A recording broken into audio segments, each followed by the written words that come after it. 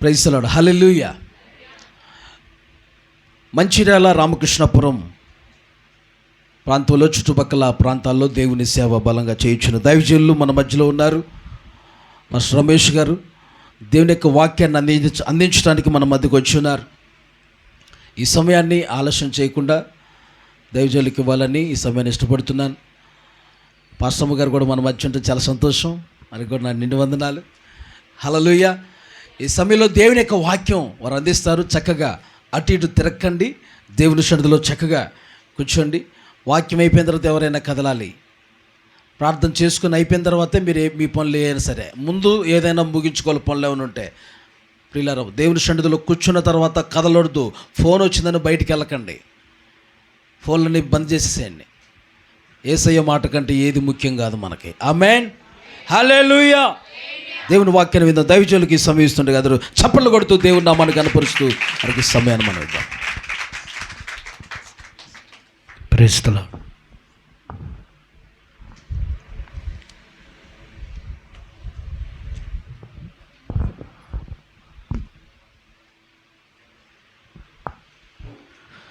Praise the Lord. Hallelujah. Hallelujah. దేవుని పరిశుద్ధ నామమునకు మహిమ. గ్లోరియస్ మినిస్ట్రీస్ మంతిని బ్రాంచి సంఘములో మన శక్తితో మన బలముతో కాక దేవుని ఆత్మచేత ఏర్పాటు చేయబడిన కూడికలు. ఆమేన్. దేవునికి మహిమ కలుగును గాక. హల్లెలూయా. ఈ ప్రాంతంలో మంతిని, భూపాలపల్లి పరిసర ప్రాంతంలో దైవజనులు ఆత్మీయ తండ్రి చేత, తల్లిగారి చేత పంపబడి జోషి అన్నగారు ఈ ప్రాంతంలో ఎంతగానో ప్రయాసపడుతూ ఆత్మల రక్షణ నిమిత్తం తమ ప్రాణాలను కూడా ద్వేషించుచు మంతినిలోను భూపాలపల్లి ఈ పరిసర ప్రాంతంలో ఒక ఉన్నతమైన మహిమగల పరిచర్య చేయుచు అనేక ఆత్మలను ఈ మహిమగలిగిన తోటలకు చేరుస్తూ మహిమగల రాజ్యము కొరకు తన దాసుని ప్రాంతంలో వాడుకుంటున్నాడు. హల్లెలూయా. హల్లెలూయా. హల్లెలూయా. ఏ యోగ్యత లేని నేను మీ మధ్య దేవుని మాటలు బోధించుటకు పరిశుద్ధాత్మ దేవుడు మీ మధ్యలోకి తీసుకొని వచ్చాడు. దీనుడైన నన్ను ప్రేమతో ఆహ్వానించిన మా సహోదరులు దైవజనులు జోషి అన్నగారికి, అక్కగారికి, సంఘమునకు, దేవుని బిడ్డలందరికీ యేసుక్రీస్తు నామమున శుభాభివందనాలు. హల్లెలూయా.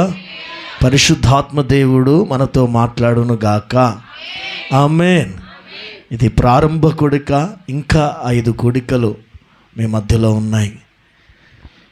ఈ మొదటి కూడిక దేవుని యొక్క సన్నిధానములో ఒక ఉన్నతమైన స్థితిలో మనము దేవుని వలె మార్చబడాలి. ఆమేన్. హల్లెలూయా. లోకములో మనం చూసినట్లయితే మంచి ఉంది, చెడు ఉంది, నీతి ఉంది, అవినీతి ఉంది.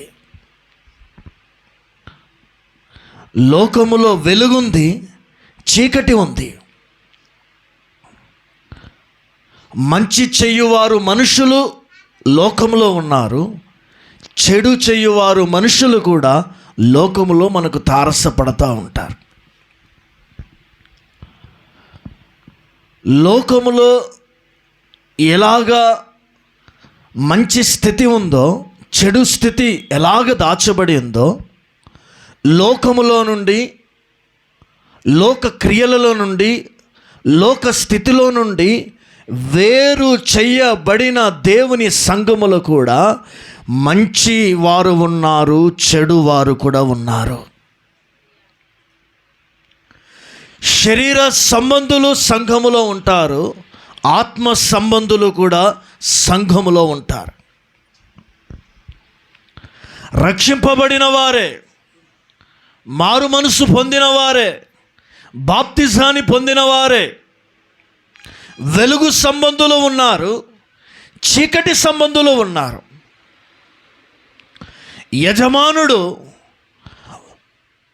ఒక పొలములోనే గోధుమలు ఉన్నాయట, గురుగులు కూడా ఉన్నవి. ఒక తోటలోనే మంచి ద్రాక్ష ఫలాలు ఉన్నాయట, కారు ద్రాక్ష ఫలాలు కూడా ఉన్నాయి.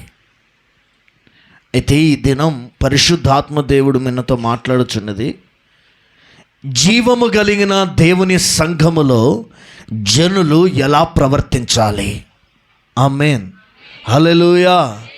మారు మనసు పొంది, బాప్తిజాన్ని పొంది, పరిశుద్ధాత్మ అభిషేకాన్ని పొంది, అపోస్తుల బోధయందును, అపోస్తుల సహవాసమందును, అపోస్తుల రొట్టె విరిచట యందును, అపోస్తుల యొక్క ప్రార్థన చేయట యందును ఎడతెగక నిలిచి ఉన్న పరిశుద్ధులు, ఎడతెగక నిలిచి ఉన్న దేవుని సంఘములో చేర్చబడిన, రక్షింపబడిన వారు దేవుని సంఘములో మనం ఎలా ఉండాలి, ఎలా జీవించాలి, ఎలా బ్రతకాలి,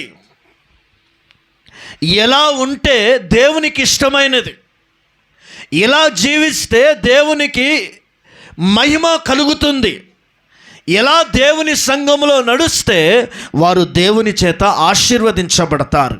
బైబిల్ వాక్యం సెలవిస్తుంది. వాక్య గ్రంథంలో నుండి కొన్ని మాటలు మీకు బోధిస్తాను పరిశుద్ధాత్మని యొక్క సహాయము చేత.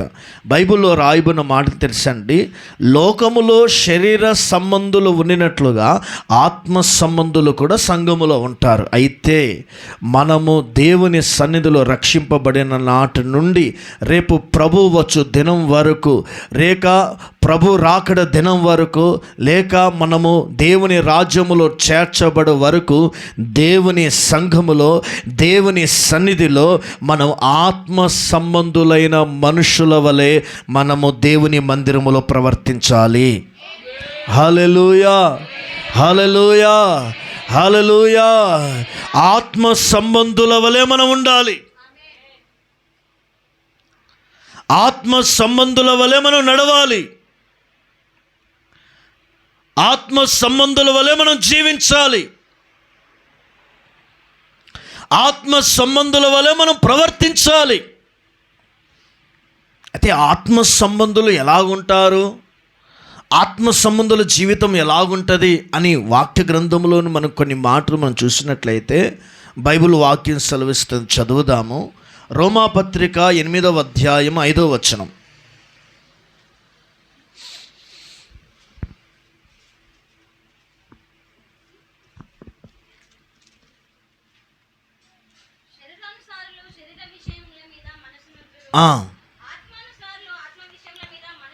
చాలండి. ఆత్మ సంబంధమైన మనుషులు ఎలాగుంటారు తెలుసా అండి? ఆత్మానుసారమైన మనసు కలిగి జీవిస్తారు. హల్లెలూయా, హల్లెలూయా. ఇప్పుడు మన కుటుంబము, వీరు దేవుని సంబంధులు, వీరు ఆత్మ సంబంధులు అనడానికి ఏంటి తెలుసా అండి? వారు ఆత్మ సంబంధమైన మనసు కలిగి ఉంటారు. ఇంకొంచెంగా లోతుగా వెళ్ళినట్లయితే గలతీయులకు రాసిన పత్రిక 5వ అధ్యాయం 16వ వచనంలో కూడా చక్కటి మాటలు అక్కడ రాయబడి ఉంటాయి.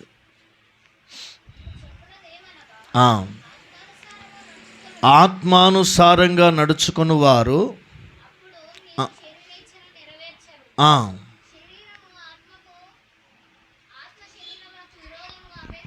అపేక్షించును. చాలండి. హల్లెలూయా. చూడండి, ఇక్కడ ఆత్మ సంబంధులు ఎలాగుంటారు తెలుసా అండి? ఆత్మ సంబంధముగానే వారు నడుచుకుంటారు. ఆత్మ సంబంధముగా నడుచుకోవడం మాత్రం కాదు, వారు శరీరేచ్ఛలు ఎన్నడూ నెరవేర్చరు. హల్లెలూయా, హల్లెలూయా. అంటే ఆత్మ సంబంధులు ఆత్మ సంబంధమైన మనసు కలిగి సంఘంలో ఉండాలి. ఆత్మ సంబంధులు ఎలాగుంటారంటే వారు ఆత్మానుసారంగా నడుచుకుంటారు దేవుని సన్నిధిలో. మూడవదిగా మనం చూసినట్లయితే ఆత్మ సంబంధులు శరీర కోరికలు, శరీర ఇచ్ఛలు, శరీర ఆలోచనలు నెరవేర్చరు. శరీర కోరికలు వస్తాయి, శరీర సంబంధమైన తలంపులు కలుగుతాయి, శరీర సంబంధమైన మనసులోకి రావాలని ఆలోచనలు పుడతాయి. కానీ ఆత్మ సంబంధులు ఎలాగుంటారు తెలుసండి? వారు ఆత్మ సంబంధమైన మనసు కలిగి ఆత్మ సంబంధంగా నడవడానికి ఇష్టపడుతున్నారు, ఆత్మ సంబంధంగా జీవించడానికి ఇష్టపడిన వారు శరీర సంబంధమైన ప్రతి అనుభవాన్ని, శరీర సంబంధమైన ప్రతి కోరికలను, శరీర సంబంధమైన ప్రతి ఇచ్ఛలను, శరీర సంబంధమైన ప్రతి ఆలోచనలన్నీ వారికి సిలువకు వేస్తారు. హల్లెలూయా, హల్లెలూయా. శరీరాశయు దాని దురాశలన్నీ వారు సిలువకు వేయుదురు అని రాయబడింది.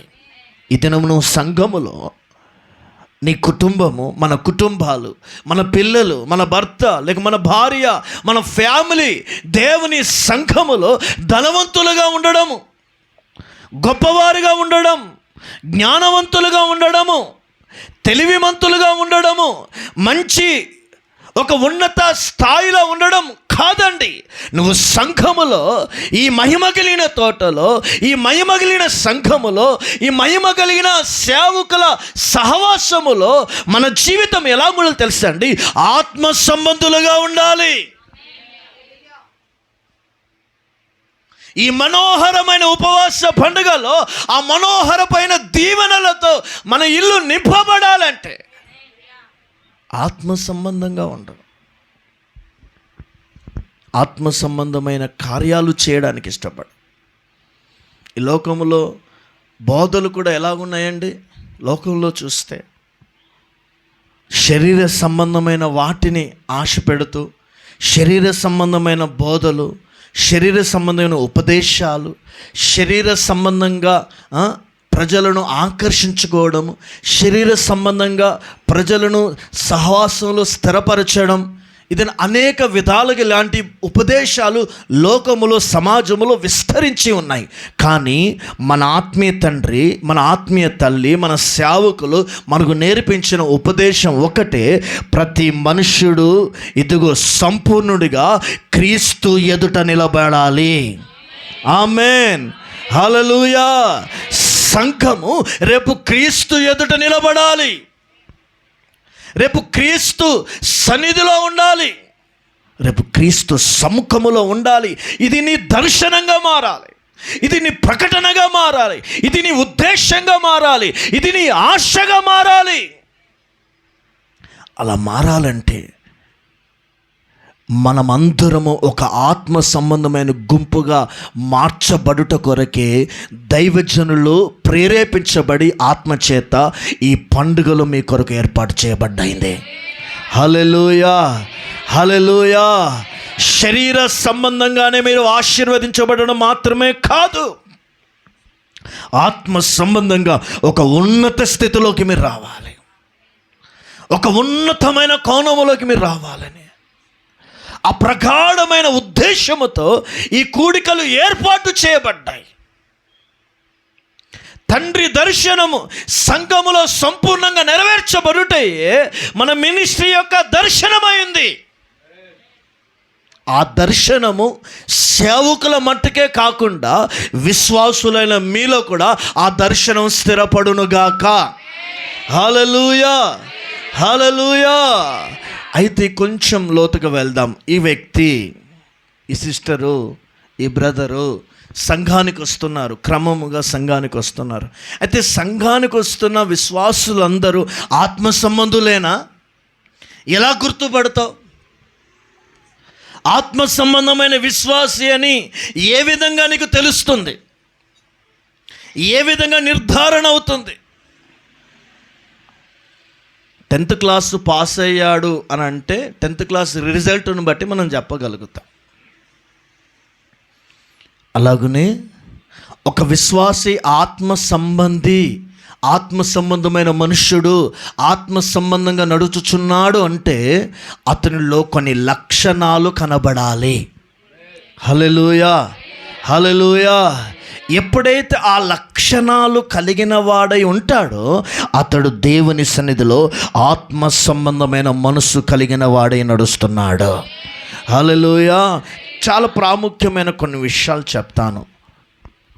ఒక ఆత్మ సంబంధిలో ఉండవలసిన ఒక మంచి లక్షణం మొదటిగా మనం చూసినట్లయితే బైబిల్ వాక్య గ్రంథంలో నుండి మనం చదువుదాం. కీర్తనల భాగము 42వ కీర్తన 1-2 వచనాలను మనం చదువుదాం. దుప్పి నీటి వాగుల కొరకు ఆశపడినట్లు దేవా నీ కొరకు నా ప్రాణము ఆశపడుచున్నది. హల్లెలూయా, హల్లెలూయా. చదవండి. నా ప్రాణము దేవుని కొరకు తృష్ణగొనుచున్నది, జీవము గల దేవుని కొరకు తృష్ణగొనుచున్నది. దేవుని సన్నిధికి, చూడండి ఈ మాట అండర్లైన్ చేసుకోండి, దేవుని సన్నిధికి మేము ఎప్పుడు వచ్చేదము, మేము ఆయన సన్నిధిలో ఎప్పుడు కనబడదము, మీ దేవుడు ఏమాయన. చాలండి. హల్లెలూయా.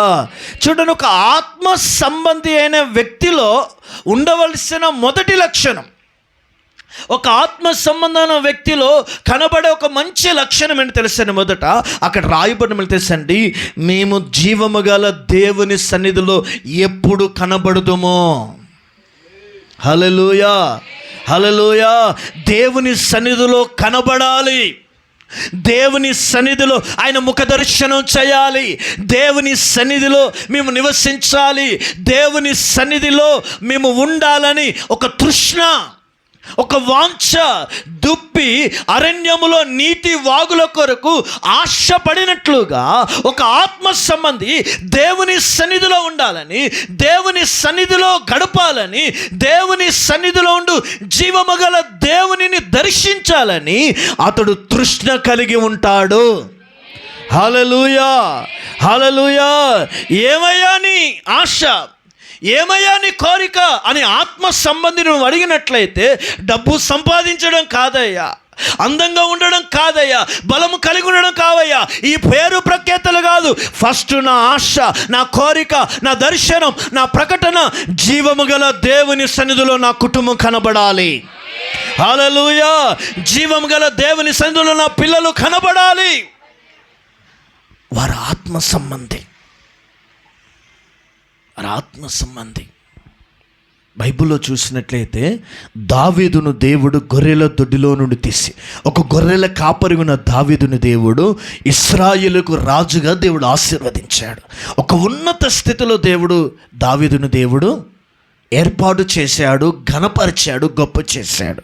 రాజభవనాన్ని ఇచ్చాడు, మంచి కుటుంబాన్ని దేవుడిచ్చాడు, సుఖభోగాలను ఇచ్చాడు, ప్రాణం పెట్టే ప్రజలను ఇచ్చాడు, ఆయన కొరకు ప్రాణం పెట్టే సైనికులను ఇచ్చాడు, నమ్మకమైన పనివారునిచ్చాడు.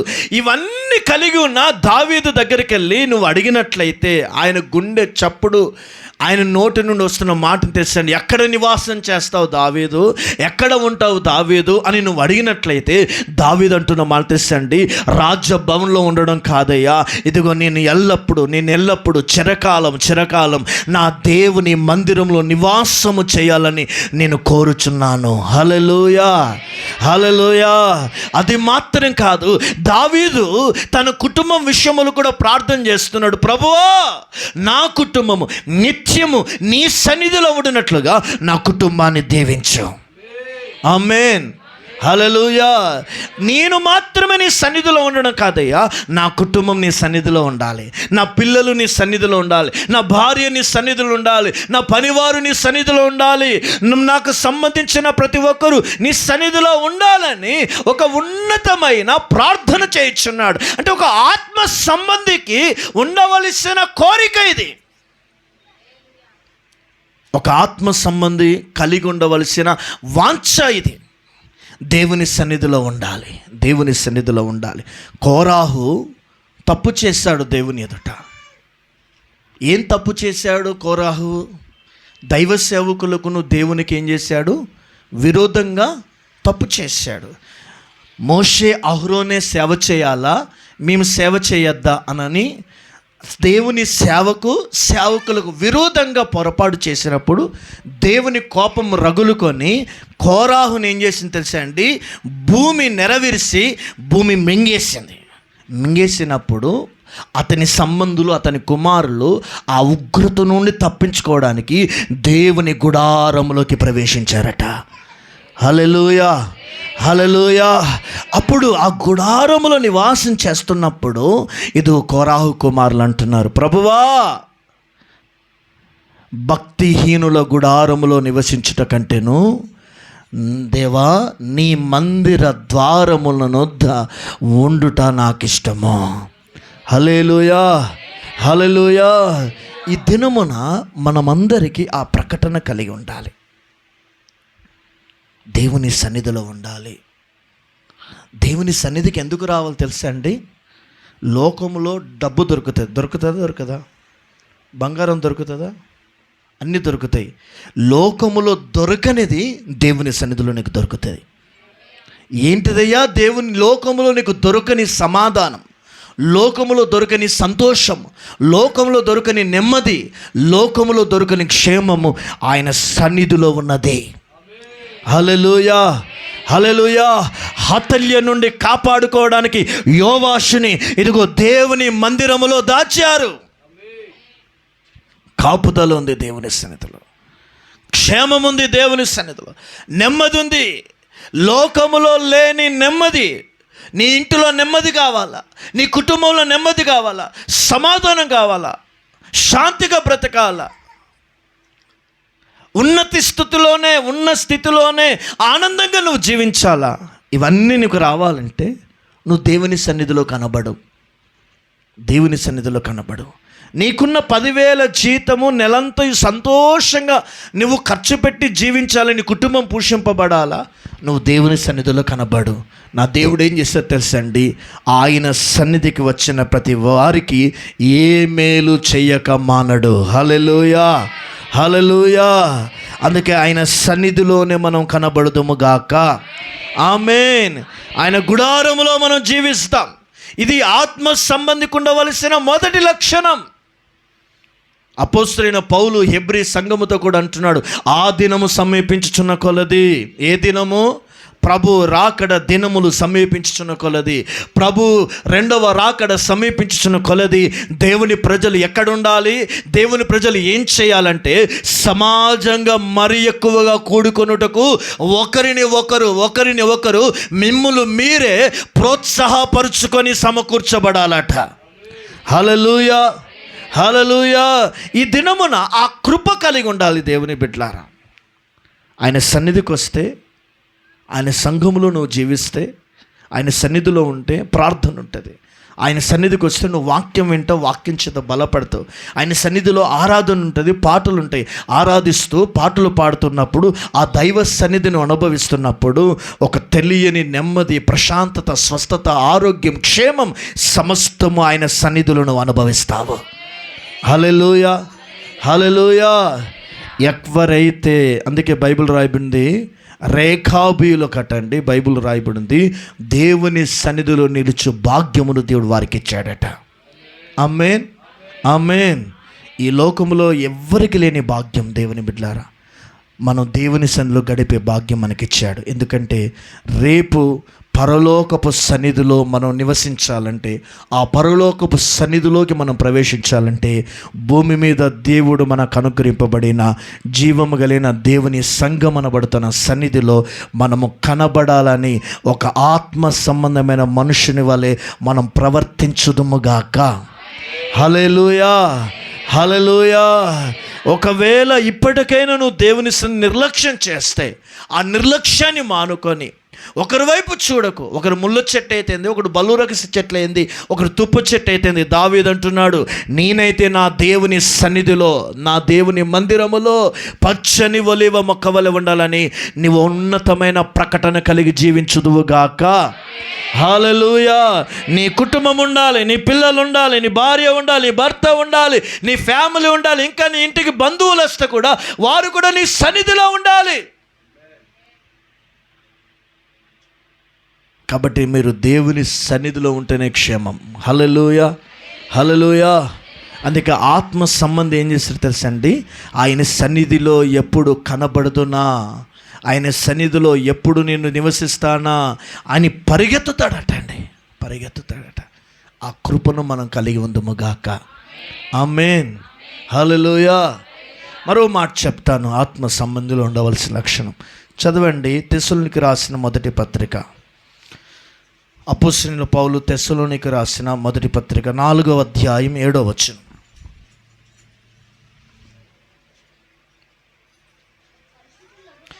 పరిశుద్ధులు అగుటకే దేవుడు మనలను పిలిచెను గాని అపవిత్రులుగా ఉండుటకు మాత్రము దేవుడు నిన్ను పిలవలేదు. చాలండి. హల్లెలూయా, హల్లెలూయా.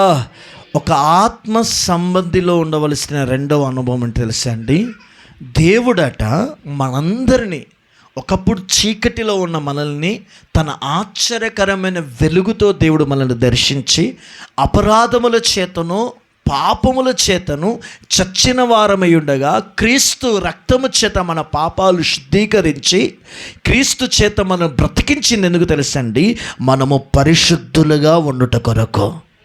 ఆమేన్. హల్లెలూయా. ఎందుకు మనం పరిశుద్ధులుగా ఉండాలి తెలుసండి, మనము ఆరాధిస్తున్న దేవుడు పరిశుద్ధుడు. మనం ఆరాధిస్తున్న దేవుడు ఏ కలంకము లేనివాడు. నన్ను ఆరాధిస్తున్న దేవుడు మచ్చ డాగు కలంకము లేని మహాపరిశుద్ధుడు. ఆ పరిశుద్ధుడైన దేవుడు, దేవుని సంఘము, దేవుని బిడ్డలు ఎలా ఉండాలని కోరిక కలిగి ఉన్నాడు తెలుసండి. నేను పరిశుద్ధుడను గనక, నేను పవిత్రుడను గనక మీరును పరిశుద్ధులుగా ఉండవలనని ఆయన కోరిక కలిగి ఉన్నాడు. ఆమేన్. హల్లెలూయా. అంటే ఒక ఆత్మ సంబంధి ఎలా ఉండాలని ఆశపడతాడు తెలుసండి, దేవుని కోరికను నెరవేరుస్తాడు. దేవుని కోరిక ఏంటిది? పరిశుద్ధంగా బ్రతకడం, పరిశుద్ధంగా నడవడం, పరిశుద్ధంగా జీవించడం. మన మాటలు పరిశుద్ధంగా ఉండాలి. మనం వినేటివి పరిశుద్ధమైన వాటిని వినాలి. పరిశుద్ధమైనగా మనం చేసే క్రియలు, మన పనులు పరిశుద్ధమైన పనులు చేయాలి.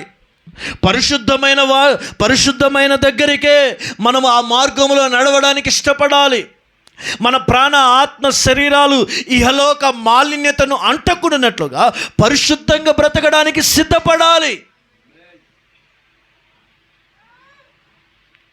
దేవుని సంఘములో పాపం ఉండవచ్చు, లోకంలో పాపం ఉంటుంది, శాపం ఉంటుంది, రోత ఉంటుంది, పాత జీవితం ఉంటుంది, అపవిత్రమైన క్రియలు ఉంటాయి.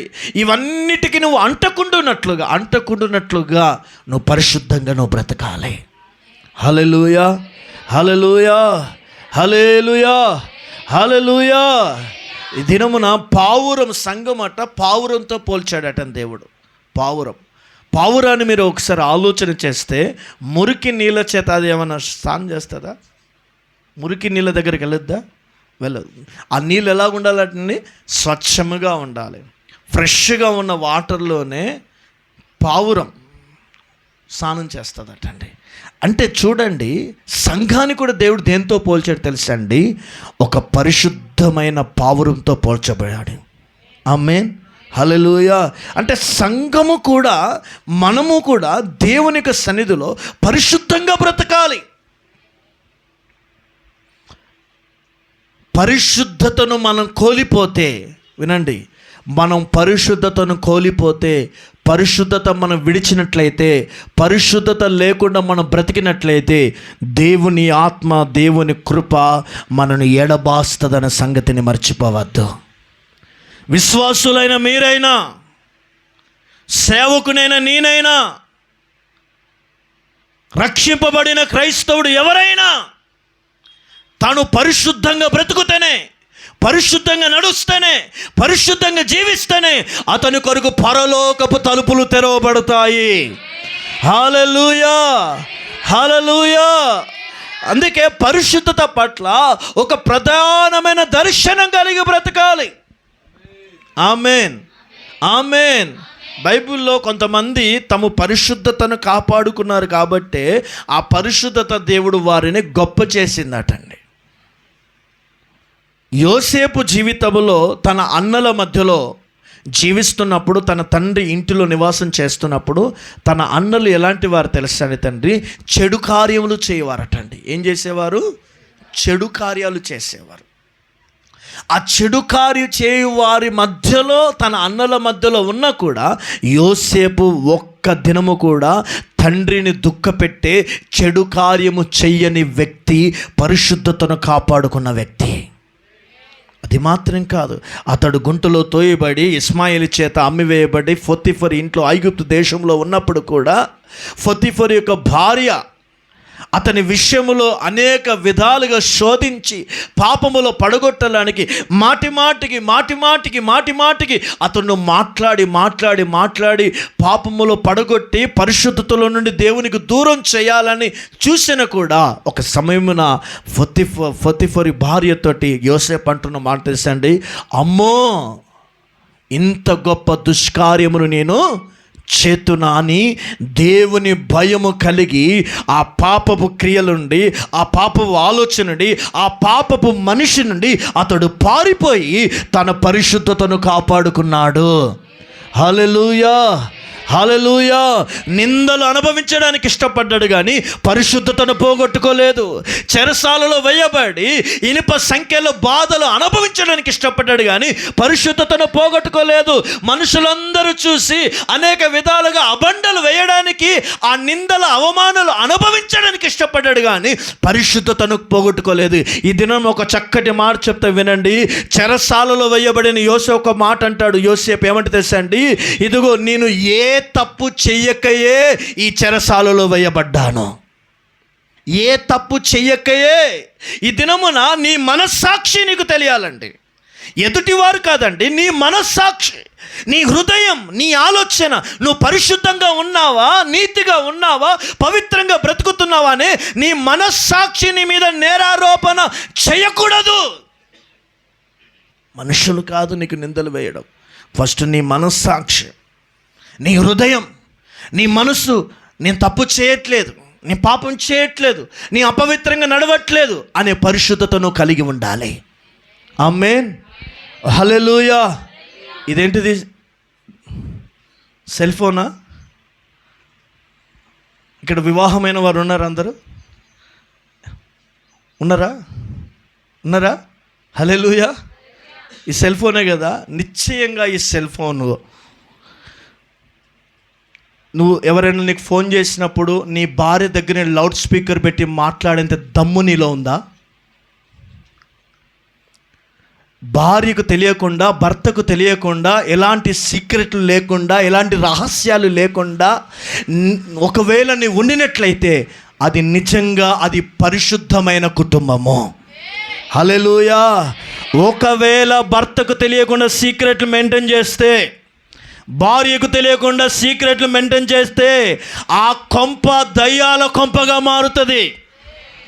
పాపమునకు వచ్చు జీతము మరణం, పాపమునకు వచ్చు జీతము శాపం, పాపమునకు వచ్చు జీతము రోగాలు. మరణం మాత్రమే కాదు, శాపం కూడా వస్తుందట. శాపం అంటే ఏంటిది? ఒకరితో అంతర్మించేది శాపం అన్నారు. తరతరాల నుండి తగులుకుంటూ వచ్చేది శాపం, రోగం. అందుకే నేను అంటున్నాను, భార్య భర్తల మధ్యలో ఒక పరిశుద్ధత ఉండాలి. తల్లి తండ్రుల మధ్యలో ఒక పరిశుద్ధత ఉండాలి. దైవజనుడు విశ్వాసుల మధ్యలో ఒక పరిశుద్ధమైన బంధం ఉండాలి. సమాజంలో నువ్వు కాలేజీకి వెళ్ళినా, నువ్వు ఉద్యోగ స్థలానికి వెళ్ళినా, ఎదుటి వారితో మాట్లాడినప్పుడు, వీధి వారితో మాట్లాడినప్పుడు, ఎవరితో నువ్వు ముచ్చట్లు పెడుతున్నప్పుడు అది పరిశుద్ధమైనదిగా ఉండాలి. పరిశుద్ధమైనదిగా ఉండాలి.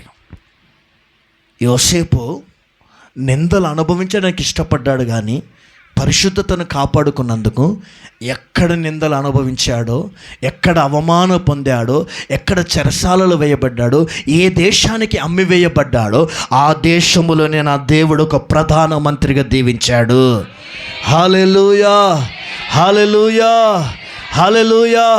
ఒక మనిషిని దేవుడు టాలెంట్ని బట్టి దీవించాడండి, జ్ఞానాన్ని బట్టి దేవుడు దీవించాడండి, బలాన్ని బట్టి దీవించాడండి, ఏదో వేసుకున్న మంచి కాటన్ వస్త్రాలను బట్టి దేవుడు దీవించాడండి.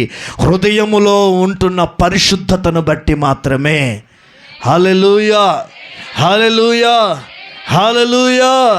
దానియేలు నెబుకద్నెజర్ కాలములో బాబిలోను దేశంలో బానిసగా అమ్మివేయబడ్డాడు. ఆ దేశములోనే ఒక బానిస ఆ రాజు ఎదుట 3వ అధికారిగా దేవుడు ఆశీర్వదించాడు.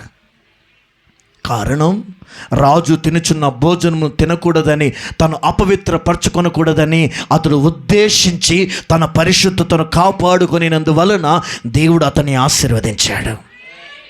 ఈ దినమున ఈ మనోహరమైన ఉపవాస పండుగల్లో ఏదైనా నువ్వు పాపంలో పడిపోతే ఇప్పుడే నువ్వు సరిచేసుకో, పరిశుద్ధంగా బ్రతకడానికి తీర్మానం చేసుకో. తప్పకుండా నేను దేవుడు గణపరుస్తాడు. హల్లెలూయా. దొంగతనం చేయడం పాపం, అబద్ధం ఆడడం పాపం, ఒకని మోసం చేయడం పాపం, ఒక లైంగిక పరమైన పాపము, ఇలాంటి చీకటి బ్రతుకులు చేయడం ఒక పాపము, చెడు వ్యసనాలు కలిగి ఉండడం పాపము,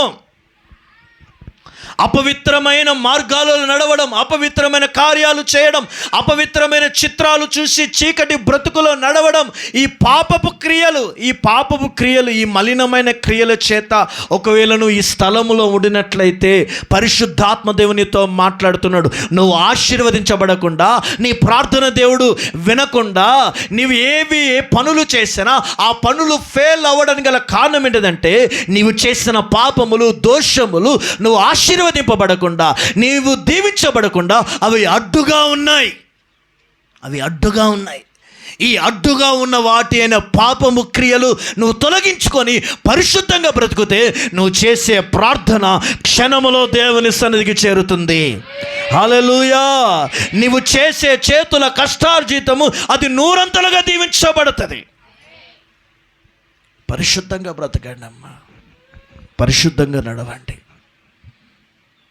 ఇది నా కృపను మనం కలిగి ఉండాలి. హల్లెలూయా, హల్లెలూయా. బైబిల్ వాక్యం సెలవిస్తుంది, దేవుని స్థలంలో సమరీ స్త్రీతో ప్రభు అంటున్నాడు, అమ్మా నువ్వు వెళ్ళి నీ భర్తను తీసుకొని రాపో అంటే ఆమె అంటున్న మాట తెలుసండి దేవుని బిడ్డలారా, నాకు భర్త లేడు అంది. ఎందుకు లేడు? ఉన్నారు కదా వీళ్ళంటే, వీరు నా భర్త కాదు, నేను పాపపు జీవితాన్ని చేస్తున్నాను. నీ వచ్చావయ్యా, నా పాపం నీ ఎదుట ఒప్పుకుంటున్నాని తన సత్యం చెప్పినందుకు, తన అపవిత్రతనంతా యేసయ్య పాదాల దగ్గర ఒప్పుకున్నందుకు నా ప్రభు ఏం చేశారు తెలుసండి, దేవుని సన్నిధానములో సమరే స్త్రీ పట్టణాన్ని రక్షించుట కొరకు ఒక సువార్థికురాలుగా దేవుడు తన నోట మాటలుంచి వాడుకున్నాడు. హల్లెలూయా, హల్లెలూయా, హల్లెలూయా. ఈ దినం దేవునితో మాట్లాడుతున్నాడు. సంగమ నాతో దేవుడు మాట్లాడుతున్నాడు. మనం ఏ పరిస్థితుల్లో రాని, కష్టాలు రాని, బాధలు రాని, ఇబ్బందులు రాని, వేదలు రాని, ఎవ్వరు నిన్ను పట్టించుకోకపోయినా పర్వాలేదు, నువ్వు ఒంటరి వాడివని ఫీల్ అవ్వాల్సిన అవసరం లేదు. ఇలాంటి గోతిలో పడ్డాయి కాదు, కానీ ఎక్కడ ఉన్నా, ఏ స్థలములో ఉన్నా పరిశుద్ధతను నువ్వు కాపాడుకో. ఆ పరిశుద్ధత ఒక దిన నేను ఇట్లా పైకి లేపుతుంది. హల్లెలూయా, హల్లెలూయా. అటు కృపను మనం కలిగి ఉందుము గాక.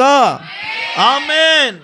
మరో విషయం చెప్తాను, ఆత్మ సంబంధిలో ఉండవలసిన లక్షణం. 141వ కీర్తన 5వ వచనం.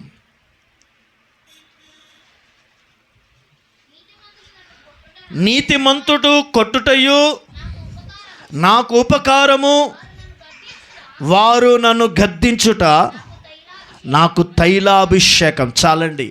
ఒక ఆత్మ సంబంధిలో దేవుని సన్నిధిలో వారిలో కనబడే ఒక లక్షణం తెలుసండి, వారు గద్దింపుకు లోబడతారు. ఆమేన్, హల్లెలూయా. ఆత్మ సంబంధి గద్దింపుకు లోబడతాడు. ఆత్మ సంబంధి అంటున్నాడు, నీతిమంతుడు కొట్టుటయు తిట్టుటయు నాకు తైలాభిషేకము, అది నాకు ఉపకారమని. నీతిమంతుడు కొట్టుట, ఇదిగో అది నాకు ఉపకారమని. నీతిమంతుడు గద్దించుట, అది నాకు ఉపకారమని. అప్పగించుకునేవాడు గద్దింపుకి ఆత్మ సంబంధి. హల్లెలూయా, హల్లెలూయా. ఈ సమయమున పరిశుద్ధాత్మ దేవుడు మీతో మాట్లాడుతున్నాడు. దేవుడు నిన్ను వాక్యం చేత గద్దిస్తాడు. లోకముతో స్నేహం చేయవాడు దేవునికి శత్రువు అని అంటున్నాడు దేవుడు. ఇప్పుడు లోకంతో స్నేహం చేయకు అని వాక్యం చేత పరిశుద్ధాత్మ దేవుడు నిన్ను గద్దించినప్పుడు ఆ గద్దింపుకు లోబడతాడు ఆత్మ సంబంధి. దైవజనుడు గద్దిస్తాడు, దైవజనురాలు మిమ్మల్ని గద్దిస్తుంది. సంఘములో ఒక ఆత్మీయురాలు, ఒక తల్లి కావచ్చు, ఒక తండ్రి కావచ్చు, బ్రదర్ నువ్వు వెళుతున్న మార్గం కరెక్ట్ కాదు, నువ్వు మాట్లాడే విధానం కరెక్ట్ కాదు, నీ కుటుంబాన్ని నువ్వు పాడు చేసుకుంటున్నావు, సంఘానికి రాకుండా నువ్వు నాశనం అవుతున్నావు, ఇక్కడికైనా నువ్వు సరి చేసుకుని నువ్వు సంఘానికి రా, ఇక్కడైనా నువ్వు సరి చేసుకొని మంచిగా బ్రతుకు అని ఒక ఆత్మ సంబంధి నీకు మేలు కోరి నేను గద్దించినప్పుడు ఆ గద్దింపుకు నువ్వు అప్పగించుకుంటే, ఆ గద్దింపుకు నువ్వు లోబడితే తప్పకుండా అది నీకు ఉపకారముగా మారుతుంది. హల్లెలూయా, హల్లెలూయా. దావీదు ఉన్నాడు బైబిల్లో. దావీదుని దేవుడు ఆశీర్వదించిన తర్వాత కొన్ని నెలలు, కొన్ని ఏండ్లు గడిచిన తర్వాత దావీదు తప్పు చేశాడా లేదా? మేడగది ఎక్కాడు. వసంతకాలంలో రాజులు యుద్ధానికి వెళ్ళవలసిన వాడు ఏం చేయాలి? యుద్ధానికి వెళ్ళకుండా వేకుజాములు లేచి ప్రార్థన చేసే ప్రార్థన పరుడు ఆ దినం వేకుజామున ప్రార్థన మానేసి పడుకున్నాడు. మిట్ట మధ్యాహ్నంలో లేచి మేడగది ఎక్కి చూడరాని దృశ్యాన్ని చూసి పాపంలో పడిపోయాడు. పాపం చేశాడు, అయిపోయింది. ఆ తర్వాత ఆ పాపాన్ని కప్పిపెట్టుకోవడానికి అదిగో తన భర్తను ఏం చేశాడు? హత్య చేపించాడు. పాపాన్ని కప్పిపెట్టడానికి మరో పాపం చేశాడు. ఇవన్నీ చేసిన తర్వాత ఇదిగో దేవుడు ప్రవక్తయగు నాతానుతో మాట్లాడుతున్నాడు. ఏమని? నాతాను నువ్వు వెళ్ళి దావీదుకి చెప్పంటున్నాడు. అప్పుడు నాతాను వెళ్ళి అంటున్నాడు, రాజుతో ఒక ఉపమానం చెప్తున్నాడు. ఒక దరిద్రుడికి ఆడగొర్రె పిల్ల ఒకటే ఉందయ్యా, ధనవంతుడికి విస్తారమైన గొర్రెలు ఉన్నాయి. కానీ ఆ ధనవంతుడు, ఆ రాజు ఈ దరిద్రుడికి ఆడగొర్రె పిల్ల మీద మనసు పట్టి తీసుకొని వెళ్ళిపోయాడు. ఇప్పుడు ఆ గొర్రె పిల్లను తీసుకున్న వ్యక్తిని ఏం చేయాలి రాజు అని ప్రవక్త దావీదుని అడిగినప్పుడు దావీదు అన్న మాటని తెలుసండి, ఆ ధనవంతుని చంపివేయాలి అని అంటాడు. అన్న వెంటనే ఈ ప్రవక్త అన్న మాటను తెలుసండి, ఆ మనుషుడువు నీవే, ఆ మనుషుడువు నీవే. అన్యాయంగా ఆడగొర్రె పిల్లను, నీ దగ్గర నమ్మకంగా సేవ చేస్తున్న ఉరియా భార్యను నీవు కైవసం చేసుకున్నావు, అన్యాయంగా అతన్ని చంపించావు, అన్యాయంగా కుటుంబాన్ని నాశనం చేశావు, పాడు చేశావు, భూమి మీద ఉండకుండా చేశావు. ఆ దరిద్రమైన పని, ఆ చీకటి బ్రతుకు, ఆ పాపపు బ్రతుకు చేసింది దావీదు నీవే. ఎవరైనా పేదోడా, ఎవరైనా పలుకుబడి లేనివాడా? రాజండి, ఇశ్రాయేలుకు ఏకఛత్రాధిపతి, 12 గోత్రములకు, ఒక్క గోత్రానికి 1,00,000 మంది వేసుకున్న 12 లక్షల మందికి ఒక్కటే రాజు దావీదు. అలాంటి గొప్ప వ్యక్తిని ప్రవక్తకు నాతాను అంటున్నాడు, ఆ మనుషుడు నీవే అని గద్దించాడు. గద్దించిన వెంటనే మరో మాట దైవ సేవకుడికి వ్యతిరేకంగా, విరోధంగా మాట్లాడకుండా వెంటనే యేసయ్య పాదాల దగ్గరికి వెళ్ళి, ప్రభువా నా పాపము నాకు తెలిసే ఉన్నవి, హిస్సోపుతో హిమము కంటే తెల్లగా నన్ను మార్చయ్యా అని ఆయన ఏడవడం మొదలుపెట్టాడు. హల్లెలూయా, హల్లెలూయా. ప్రవక్త మాట విని దైవజనుడు గద్దింపుకు మాటకు లోబడి అప్పగించుకొనడం ద్వారా జరిగిన అద్భుతమని తెలుసండి. దేవుడు శిక్షించుచున్న, దేవుడు అతని మీద కలిగిన కోపాన్ని దేవుడు వెనుకకు తీసుకున్నాడు. ఆమేన్. దేవుడు కనికరించాడు, తన పాపాన్ని శుద్ధీకరించాడు, తనకు మరలా ఉన్నతమైన పూర్వపు స్థితిని దేవుడు మరలా అనుగ్రహించాడు. హల్లెలూయా, హల్లెలూయా. గద్దింపుకు లోబడ్డాడు. ఎందుకు తెలుసండి? దావీదు ఆత్మ సంబంధి కాబట్టి. అదే సౌలుని, దావీదు కంటే మొదట రాజు అయిన, ఇశ్రాయేలుకు రాజు అయిన సౌలుని సమూయేలిచ్చి ఒక మాట అంటాడు, సౌలా సౌలా, బలులు అర్పించుట కంటే యెహోవా మాట వినుట శ్రేష్టము కదా? ఒకడు యెహోవా ఆజ్ఞను గైకొనుట వలన సంతోషించునా, పొట్టేళ్లను అర్పించుట ద్వారా సంతోషించునా అని సేవకుడు గద్దించినప్పుడు వెంటనే లోబడవలసింది. లోబడక ఏం చేస్తుందో తెలుసండి? సౌలు అంటున్నాడు, అధిక ప్రసంగం చేస్తున్నాడు. ఏమని తెలుసండి? ఇవన్నీ దేవునికే కదా, ఇవన్నీ దేవునికే కదా నేను బలి అర్పించాను. చూడండి దేవుని బిడ్డలారా, దావీదు గద్దింపుకు లోబడి సింహాసనాన్ని కాపాడుకున్నాడు, జీవితాన్ని కాపాడుకున్నాడు, తన సంతానానికి ఆశీర్వాదకరంగా మార్చబడ్డాడు. సౌలు గద్దింపుకు లోబడకపోవడం ద్వారా తన కుమారుని కోల్పోయాడు, తన కుటుంబాన్ని కోల్పోయాడు, తన రాజ్యాన్ని కోల్పోయాడు, దేవుని ఆత్మను కోల్పోయాడు, దేవుని కృపకు దూరం అయిపోయాడు. ఈ దినమున దేవునితో మాట్లాడుతున్నాడు సంగమా. ఒక ఆత్మ సంబంధి గద్దింపుకు లోబడి తను సరి చేసుకోవడానికి ఇష్టపడతాడు. హల్లెలూయా, హల్లెలూయా, హల్లెలూయా, హల్లెలూయా. ఒక్కొక్కసారి దేవుడు నీ భర్తతో కూడా మాట్లాడతాడండి. ఒక్కొక్కసారి నీ భార్యతో కూడా దేవుడు మాట్లాడతాడండి. ఏమండి, ఇలా చేయకు అమ్మా, ఇలా చేయకు అని నీతో మాట్లాడతాడు. అబ్రహాముతో దేవుడు అంటున్నాడు, ప్రార్థన చేస్తున్నాడు, అయ్యా ఈ హాగరు దాసి, ఈ దాసికి పుట్టిన కుమారుని నిన్ను పంపించమని అంటున్నది, నేను ఏం చేయాలని ప్రార్థన చేస్తున్నాడు. ప్రార్థన చేస్తుంటే దేవుడు ఆయనతో ఏమన్నాడు, నువ్వు వెళ్ళి నీ భార్య మాట వినము. హల్లెలూయా, హల్లెలూయా. ఇదేనా దేవుడు నీతో మాట్లాడుతున్న మాట తెలుసండి. నువ్వు ఒక ఆత్మ సంబంధిగా నువ్వు సంఘములో నడిస్తే, గద్దింపును ధిక్కరించగా గద్దింపుకు లోబడినట్లయితే అది నీకు తైలాభిషేకము. హల్లెలూయా, హల్లెలూయా, హల్లెలూయా. యాకోబును దేవుడు గద్దించాడు, యాకోబును దేవుడు కొట్టాడు. ఎప్పుడైతే కొట్టాడో, గద్దించాడో, విరిచాడో, అప్పుడు యాకోబు దేవుడు ఇశ్రాయేలుగా దేవుడు ఆశీర్వదించాడు. యాకోబు ఒక్కడుగా ఉన్న వ్యక్తి ఇప్పుడు ఒక దేశంగా ఆశీర్వదించబడ్డాడు. ఇతను దేవునితో మాట్లాడుతున్నాడు.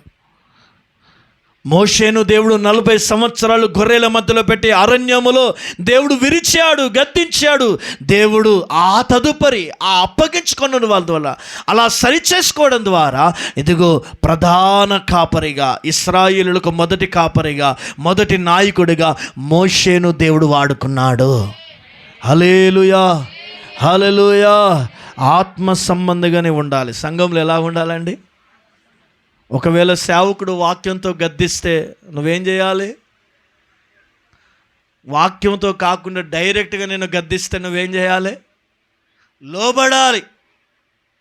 లోబడక నేను రాను అని నువ్వు అనకూడదు, నేను వెళ్ళను అని నీవు అనకూడదు. నిన్ను మంతిని అను గ్లోరియస్ మినిస్ట్రీ పరిచర్యలో ఒక విశ్వాసిగా ఇక్కడ నువ్వు నాటబడ్డావు. ఆమేన్, హల్లెలూయా. ఇక్కడ నాటబడ్డావు. ఇప్పుడు ఇక్కడ నాటబడిన నువ్వు ఎక్కడ ఉండాలి? ఇక్కడనే ఉండాలి.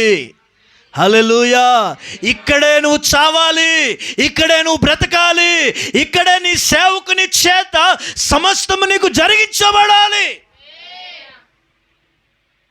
గద్దిస్తున్నాడు పాస్టర్ గారు, హెచ్చరిస్తున్నాడు, వాక్యం చేత నన్ను అనేక విధాలుగా గర్దిస్తున్నాడు, అది మాత్రం కాకుండా డైరెక్ట్గా గద్దిస్తున్నాడు అని నీవు నీ స్థానిక సంఘం మంతిని పరిచర్యలో నీ కుటుంబము ఒక్క కాలు అడుగు కూడా బయటికి పెట్టకుండా ఈ పరిచర్య కొరకు నువ్వు నిలబడిన వాడివై ఉండుగాక. హల్లెలూయా, హల్లెలూయా, హల్లెలూయా. గద్దింపు లోబడండి. బైబిల్లో ఒక మాట ఉంది, మీకు అందరికీ అవసరమైన, బెత్తం పట్టని కుమారుడు ఏమవుతాడటండి? బెత్తము చేత దండించబడని కుమారుడు తండ్రికి విరోధిగా మారతాడట. నీ పిల్లలైతే నువ్వేం చేయవు? దండిస్తావా లేవా? స్కూల్కి వెళ్ళకపోతే దండిస్తావా? ఏం కాదు, ఉండకుంటావు, ఇంట్లోనే ఉంటావా? అలాగనే చర్చికి వెళ్ళకపోతే కూడా నువ్వేం చేయాలి? దండించాలి. ఆదివారం సమయం అవుతుంది, 8:30 గంటలకు ఆరాధన, 11 గంటలకు ముగించబడుతుంది, వెళ్దాం పదా అని టీవీ ముందు నీ పిల్లోడు కూర్చుంటాడేమో, సెల్లిస్తాం, అవన్నీ పక్కన పెట్టాలి. గద్దించి, సరిచేసి, దండించి నీవు నీ కుటుంబాన్ని, భర్తను, భార్యను ఒకరిని ఒకరు గద్దించుకొని దేవుని సన్నిధిలో కనబడడానికి మీరు పరుగులిడాలి. హల్లెలూయా, హల్లెలూయా. ఆత్మ సంబంధమైన వ్యక్తి గద్దింపుకు లోబడతాడు. ఒకసారి కయ్యని దేవుడు ఏం చేశాడు? గద్దించాడా లేదా? కయ్యను నీ తమ్ముడెక్కడా అంటే, నా తమ్మునికి ఏమైనా నేను కావలివా అన్నా అని దేవునికి ఏం చేస్తున్నాడు? తిరుగుబాటు చేస్తున్నాడు. అయ్యా, నా తమ్ముడిని నేనే చంపేశాను, అతని మీద ఈర్ష్యపడ్డాను, అతని మీద కోపపడ్డాను, అతని విషయంలో ఓర్వలేని వాడిగా మార్చబడి నేను చంపేశాను అని యేసయ్య పాదాల దగ్గర ఒప్పుకోవాలని పశ్చాత్తాపపడవలసిన వాడు దేవునికి తిరుగుబాటు చేస్తున్నాడు. దేవుడు హెచ్చరించినప్పుడు గద్దింపుకు లోబడకపోడిపోయాడు. కారణం జరిగిన సంఘటన తెలుసండి, గద్దింపుకు లోబడిన కయీను దేశ దిమ్మరిగా మార్చబడ్డాడు. గద్దింపుకు లోబడని ఇదిగో దేవుని సందులో సౌలు దేవుని కృపకు దూరమయ్యాడు. గద్దింపుకు లోబడిన దావీదు సింహాసనం స్థిరపరచబడింది. ఇదన్న దేవునితో మాట్లాడుతున్నాడు, పరిశుద్ధాత్మ దేవునితో మాట్లాడుతున్నాడు. లోకములో లోక ఆశలు, లోక క్రియలు, సంపద, లోక సంబంధమైన ఈ సమస్తము, ఈ భూమి మీద కింద జరుగు సమస్తం వ్యర్థము వ్యర్థము వ్యర్థము అని గ్రహించి ఒక ఆత్మ సంబంధిగా రేపు క్రీస్తు యేసు ఎదుట పరిశుద్ధునిగా నువ్వు నిలబెట్టుట కొరకు సంఘములో దేవుని వాక్యం చేత పరిశుద్ధాత్మ దేవుడు నిన్ను గద్దించినప్పుడు నువ్వు సంపూర్ణంగా లోబడుదువుగాక. హల్లెలూయా, హల్లెలూయా. మరో మాట చెప్తాను. 4వదిగా ఒక ఆత్మ సంబంధి కలిగి ఉండవలసిన యోహాను సువార్త 4వ అధ్యాయం 34వ వచనం.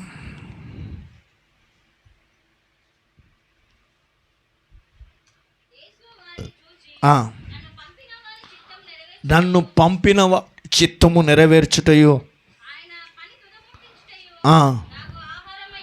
నాకు ఆహారం. చాలండి. ఒక ఆత్మ సంబంధి ఏంటి తెలుసండి, దేవుని చిత్తము చేయుటకు అతడు అప్పగించుకుంటాడు. ఆమేన్, హల్లెలూయా. ఆత్మ సంబంధి ఎవరి చిత్తం చేస్తారండి?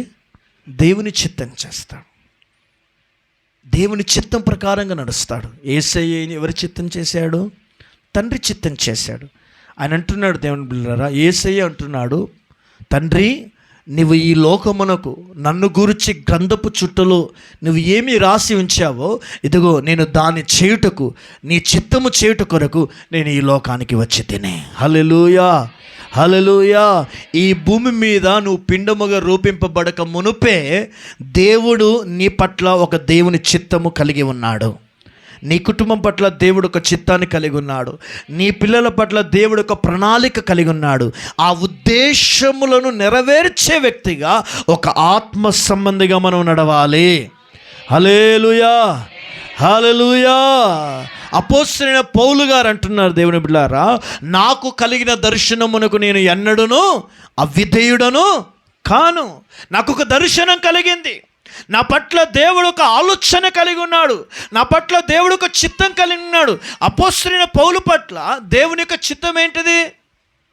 అన్యజనుల ఎదుటను యూదుల ఎదుటను నా నామమును భరించుట కొరకు ఇతన్ని నేను ఒక సాధనముగా ఎన్నుకున్నాను.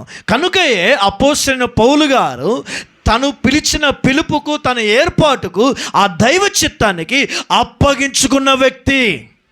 ఆమేన్, హల్లెలూయా. యెరూషలేమునకు వెళుతున్నాడు, బంధకములు కాచుకొని ఉన్నవి అని పరిశుద్ధాత్మ చేత అతనికి ప్రేరేపించబడి, అది ప్రవచింపబడి అతనికి తెలిసిన కూడా అతడు వెళ్ళడానికి సిద్ధమయ్యాడు. కారణం ఏంటి తెలుసండి? యెరూషలేముకు వెళ్తే ఆయనకి ఇబ్బందులు కలుగుతాయి, శ్రమలు ఉన్నాయి, బాధలు ఉన్నాయి, బంధకాలు ఉన్నాయి. అది మాత్రం కాదు, యెరూషలేముకు వెళితే అతడు శిరచ్ఛేదనం చేయబడతాడు.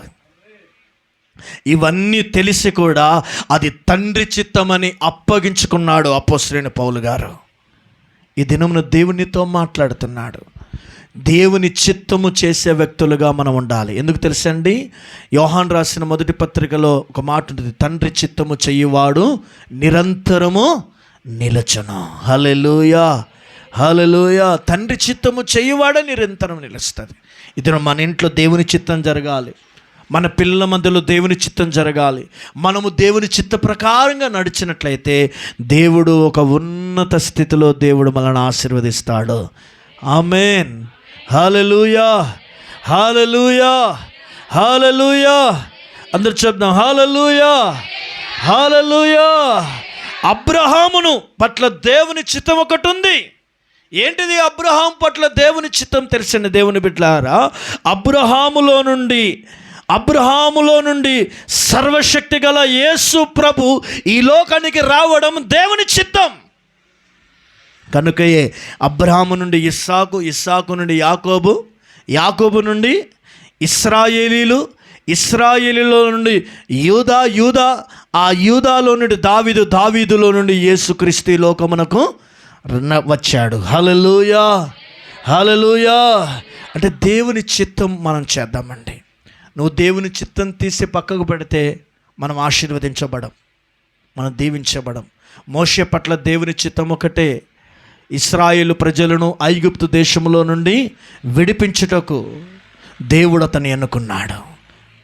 సంసోను పట్ల దేవుని చిత్తం ఒకటి ఉన్నది, ఫిలిస్తీన్ల చేతిలో నుండి ఇశ్రాయేలును రక్షించుట కొరకు అతని దేవుడు నాజీరుడుగా ప్రతిష్ఠించాడు. ఇది నా సేవకుల పట్ల దేవుని చిత్తం ఒకటే, సంఘాన్ని సకల విధముగా సంపూర్ణతలోకి చేర్చి రేపు యేసు ఎదుట నిష్కలంకమైన, పరిశుద్ధమైన, మహిమగల సంఘముగా మిమ్మల్ని అందరినీ నిలబెట్టుట కొరకు ఇదిగో దేవ సేవకుల పట్ల దేవుడు కలిగిన దైవ చిత్తం. ఆమేన్, హల్లెలూయా. ఈ మనోహరమైన ఉపవాస పండుగలు ఎందుకయ్యా అని అంటున్నట్లయితే కేవలం ఒకటే, సంఘము రేపు ప్రభు ఎదుట నిలబడాలి. విశ్వాసులైన మీరందరూ రేపు ప్రభు ఎదుట, ఆయన మహిమ ఎదుట మహిమను ధరించుకొని పరిశుద్ధులుగా రేపు దేవుని నిలబడాలి. నిలబడడం మాత్రమే కాదు, ఇనుప దండము చేత పట్టుకొని యేసయ్య పరిపాలనలో మనము కూడా ఉండాలి. హల్లెలూయా, హల్లెలూయా. కాబట్టి దేవుని చిత్తం చేయండి. ఆత్మ సంబంధి దేవుని చిత్తం చేస్తాడు, స్వచిత్తం చేయకూడదు, సొంత చిత్తం చేయకూడదు. సొంతంగా వెళ్ళాడు యోనా, ఏం సాధించాడు? సొంతంగా వెళ్ళి ఏం చేశాడు? ఓడలో ఉన్నవారికి నష్టంగా మారాడండి. సొంతంగా వెళ్ళిన యోనా ప్రాణాలను పోగొట్టుకోవడానికి ఇష్టపడుతున్నాడు. సొంతంగా వెళ్ళిన యోనా ద్వారా చేప కూడా 3 దినాలు ఏమైంది? ఉపవాసం ఉండవలసిన పరిస్థితి ఏర్పడింది. అసలు దేవుని చిత్తం ఏంటిది యోనా పట్ల? తార్షిష్కు వెళ్ళడం దేవుని చిత్తం కాదు. యోనా నినివే పట్టణానికి వెళ్ళి స్వార్థ ప్రకటించడం దేవుని చిత్తం. హల్లెలూయా, హల్లెలూయా. లోతు పాడైపోయాడు, దేవుడు పాడు చేశాడు లోతుని. లోతు పిల్లలను దేవుడు పాడు చేశాడా? ఎవరు పాడు చేశారు లోతుని? లోతు పిల్లలు పాడవడం గల కారణం ఏంటిది? లోతు కుటుంబం నాశనం అవడం గల కారణం ఏంటిది? లోతు కుటుంబాన్ని, లోతు పిల్లలను, లోతు జీవితం అంతా పాడవడం గల కారణం ఒకటి, లోతు దేవుని చిత్తము కాకుండా తన చిత్త ప్రకారంగా నడవడం ద్వారా. దేవుడు అంటున్నాడు లోతుతో, సొదొమ గొమొర పట్టణమంతా నీ నాశనం చేయబోతున్నాను, ఇదిగో ఈ పట్టణములో నుండి నీ కుటుంబం కాపాడుకోవడానికి ఇదిగో నేను చూపించుచున్న ఆ కొండల తట్టు పరిగెత్తు అని దేవుడు చెప్పాడు. కానీ ఇతడేం చేశాడు? అలా కాదు ప్రభువా, నా వల్ల కాదయ్యా, ఈ ప్రక్కన నిలబడి ఉన్న, ఈ ప్రక్కన కనబడుతున్న ఈ సోయారు పట్టణానికి వెళ్తానని దేవునికి అధిక ప్రసంగం చేసి దేవునికే సమాధానం చెప్పి సోయారు పట్టణానికి వెళ్ళాడు. ఏం సాధించాడండి? కుటుంబాన్ని పాడు చేసుకున్నాడు. ఈ దినమున దేవునితో అంటున్నాడు, దేవునితో మాట్లాడుతున్నాడు, దేవుని చిత్తం చేయడానికి దేవుడు నిన్ను ఎలా వెళ్ళుమంటే అలా వెళితే అక్కడ క్షేమం దాగి ఉంది. ఆమేన్, హల్లెలూయా. అబ్రహాముతో ఒకటే మాట్లాడు, మొరియా దేశముకు వెళ్ళు, మొరియా దేశంలో ఒక పర్వతం మీద నీ కుమారుని నాకు బలిగా చేయమను. చెప్పిన వెంటనే తెల్లవారుజామున లేచి గాడిదకు గంత కట్టి, కత్తి పట్టుకొని, కట్టెలు పెట్టుకొని, పనివారిని తీసుకొని ఇదిగో కుమారుని తీసుకొని మొరియా దేశానికి వెళ్ళాడు. మొరియా దేశములో ఒక పర్వతం మీద ఇదిగో దేవుని చిత్తం చేయడానికి అతడు కత్తి ఎత్తి తన కుమారుని బలి చేయడానికి సిద్ధపడ్డాడు. అప్పుడు దేవుడు ప్రత్యక్షమే దిగి వచ్చి ఒక మాట అంటాడు, అబ్రహాం, నీవు నాకు భయపడవాడు అని దీనివల్ల నేను తెలుసుకుంటుని, నీవు నా చిత్తాన్ని నువ్వు సంపూర్ణంగా నెరవేర్చితవని దీని వలన నీ ఎరిగితేనే గనుక ఆకాశం వైపు చూడు, ఆకాశంలో నక్షత్రములు ఎన్నున్నాయో లెక్కించగలవా? లెక్కించలేను ప్రభువా, నా వల్ల కాదయ్యా. అలాగున నీ సంతానాన్ని ఈ భూమి మీద ఆశీర్వదిస్తానని వాగ్దానం చేసి దేవుడు నెరవేర్చాడు. హల్లెలూయా, హల్లెలూయా. కేవలం ఒకటే, అబ్రహాము దేవుని చిత్తం చేశాడు. నీ ఇంటిలో నీ పిల్లలు, నీవు, నీ భర్త, నీ ఫ్యామిలీ దేవుని చిత్తం చేయడానికి అప్పగించుకోండి. దేవుడే మిమ్మల్ని ఒక ఉన్నత స్థితిలో నిలబెడతాడు. హల్లెలూయా. ఎందుకంటే దేవుని చిత్తము చెయ్యు వారే రేపు పరలోక రాజ్యంలో ప్రవేశిస్తాడు. ప్రభువా ప్రభువా అని పిలుచువాడు పరలోక రాజ్యంలో ప్రవేశించాడు. దేవుని చిత్తం చేయాలి. మరో మాట ఇప్పుడు చివరిగా ఒక ఆత్మ సంబంధి కలిగి ఉండవలసిన చివరి మాట చెప్తాను. కొరింథీయులకు రాసిన 2వ పత్రిక,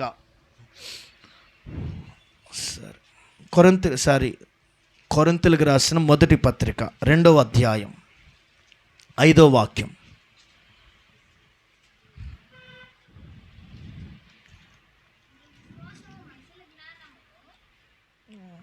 అది 15వ వచనం చదవండి సార్. 2:15. ఆత్మ సంబంధి అయిన వాడు అన్నిటినీ వివేచించును.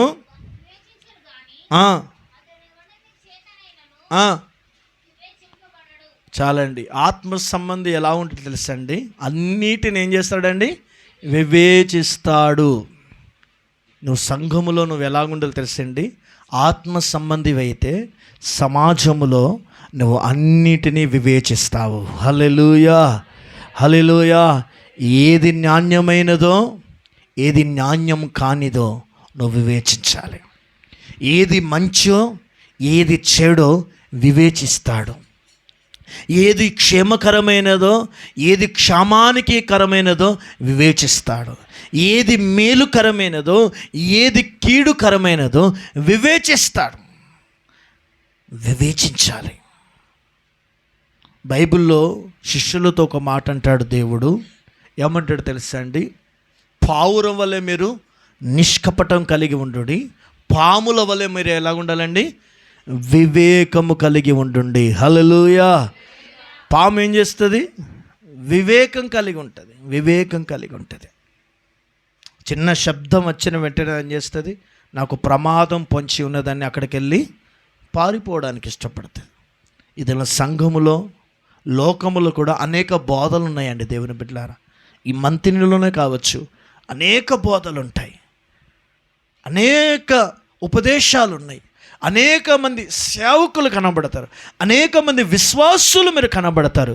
కానీ మీరు వివేచించవలసిన మాట ఒకటే, మనము అపోస్తుల బోధ యందును అపోస్తుల సహవాసమందును అపోస్తుల చేత పంపబడి ప్రతిష్ఠింపబడిన సేవకుల చేత మనం పోషింపబడుచున్నాము. హల్లెలూయా, హల్లెలూయా, హల్లెలూయా. లోకములో లేని సేవకులకు, మన సేవకులకు ఒక ప్రత్యేకత ఏంటిదండి? ప్రతిష్టత, సమర్పణ, త్యాగం, విశ్వాస జీవితం, పరిశుద్ధ జీవితం, నాయకత్వానికి అప్పగించుకునే నడిపింపుకు విధేయత. మిమ్మల్ని ఏది అడగకుండా దేవుడిస్తేనే అని మీ కొరకు రాత్రి మగలు మొఖాల మీదుండి ఉదయము సాయంత్రం రాత్రి కన్నీళ్ళు విడిచి ప్రార్థన చేసే ప్రార్థన పరులు. కష్టం వచ్చిన, బాధ వచ్చిన, ఇరుకొచ్చిన మీ గృహానికి వచ్చి ఒక తండ్రిలాగా, ఒక తల్లిలాగా, ఒక అన్నలాగా, ఒక అక్కలాగా మిమ్మల్ని ఆదరించే పరిశుద్ధులు. అందుకే వివేచించాలి. మన ఆత్మీయ తండ్రి సురేషయ్య గారు, ఆత్మీయ తల్లి మేరక్క గారు మనకు ఏ ఉపదేశాన్ని మనకు నూరి పోశారో, మన ఆత్మీయ తండ్రి ఆత్మీయ తల్లి మేరక్క గారి చేత దైవజనులుగా తీర్చిదిద్దబడిన పరిశుద్ధులను మనం గౌరవించాలి. ఆ ఉపదేశములో అంతం వరకు ఈ సమాజంలో సాక్షిగా బ్రతకాలి. హల్లెలూయా, హల్లెలూయా, హల్లెలూయా. ప్రాంతాలు మారవచ్చు, మారుతాయా? ప్రజలు మారుతారు, టెక్నాలజీ మారుతుంది, ఉపదేశం మారదు, ప్రతిష్టత మారదు, విశ్వాస జీవితం మారదు. సంఘము యొక్క ఇప్పుడు ఈ స్లాబ్ కింద ఉన్నాం, రేపు మనకు చక్కటి మందిరం రావచ్చు. మన వస్త్రధారణ మారవచ్చు, లేకపోతే లోకములో జరిగే టెక్నాలికల్గా ప్రజల విధానాలు మారుతాయి. కానీ ఈ పరిశుద్ధమైన వాక్యంలో రాయబడిన ఉపదేశం మారదు కదా. మనం ఆరాధిస్తున్న యేసయ్య మారలేదు కదా. మనకు నేర్పించిన, మన తల్లిదండ్రులు నేర్పించిన ఆ క్రమమైన జీవితం మారదు. కాబట్టి మీరందరూ ఏం చేయాలి తెలుసండి? వివేచన కలిగి ఉండాలి లోకములో. హల్లెలూయా, హల్లెలూయా. ఒక మాట చెప్తాను, దైవ సేవకుడిని గుర్తుపట్టే విధానం ఏంటిది? దైవ సేవకుని గుర్తుపట్టే విధానం, ఒకసారి శృంగార దేవాలయం ఉందా? బైబిల్లో ఉంది కదా, దేవాలయం ఉందా? ఆ దేవాలయం దగ్గర ఒక వ్యక్తి కూర్చున్నాడు. ఎవరైనా చెప్పండి. పుట్టు కుంటివాడు కూర్చున్నాడా? కూర్చొని ఏం చేస్తున్నాడు? భిక్షం అడుగుతున్నాడా? ఎవరైనా దేనారం వేస్తారో ఏదైనా వేస్తారో ఆ గుడిలోకి, ఆ దేవాలయంలోకి ఎవరు ప్రవేశిస్తున్నారు? అప్పుడు సేవకులు ప్రవేశిస్తున్నారు. ఎవరు? వాళ్ళ పేరేంటిది? పేతురు, యోహాను. హల్లెలూయా. ఇప్పుడు ఆ పుట్టు కుంటివాడు ఏం చేస్తున్నాడు? వీళ్ళని చూస్తున్నాడు. అందరినీ అడిగినట్లుగానే ఇతడు భిక్షము వారిని అడుగుతున్నాడు.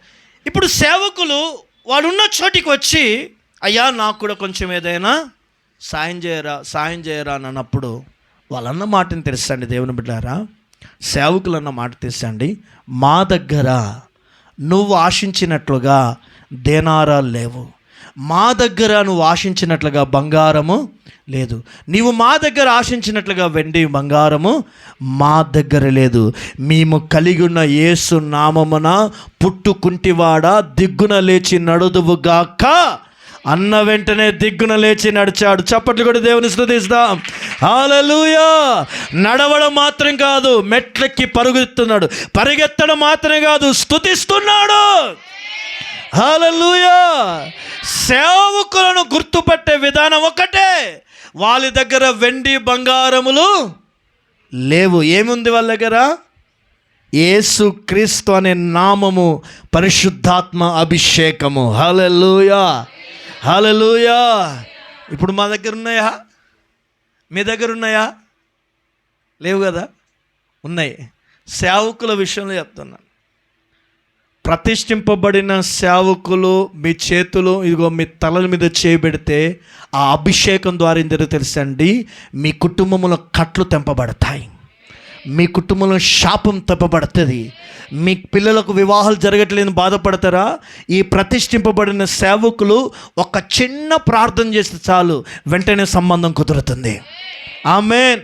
హల్లెలూయా, హల్లెలూయా. మీ ఇంట్లో ఉద్యోగం లేదా? నీ ఇంట్లో ఏ సమస్య ఉందా, బాధ ఉందా?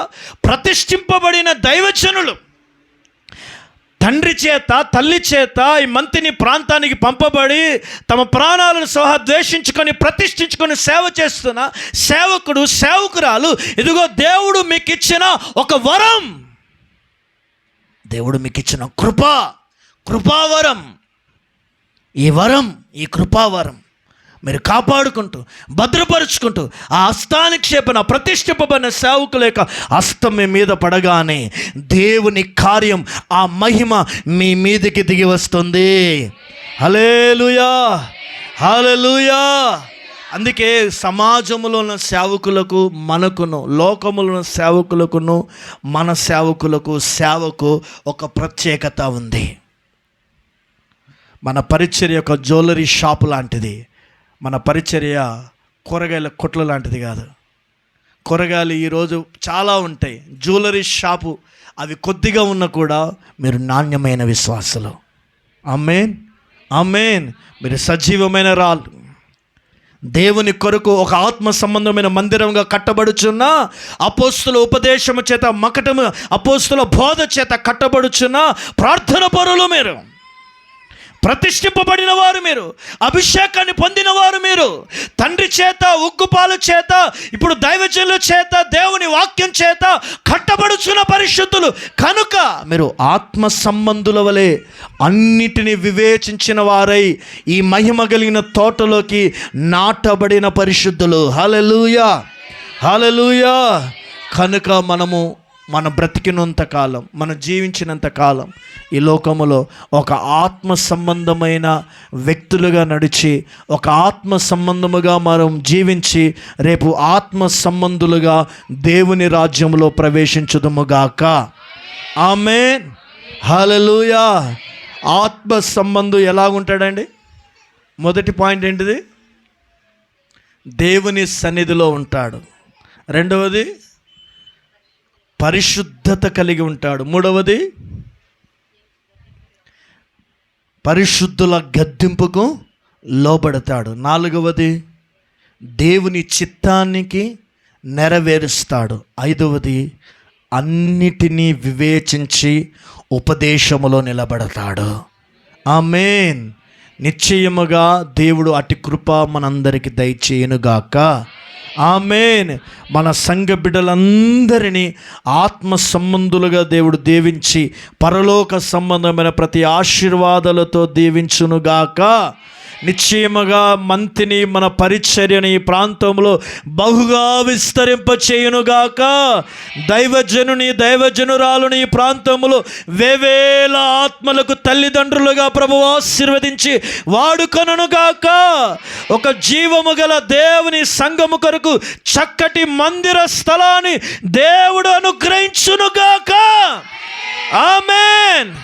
అట్టి కృప మనకు దయచేయునుగాక. అందరం లేచి నిలబడదాం, ప్రార్థన చేసుకుందాం. ప్రభువా, నీ సన్నిధిలో ఆ కృప దయచేయండి. ఒక ఆత్మ సంబంధిగా నీ సన్నిధిలో నడిచే ఒక అభిషేకం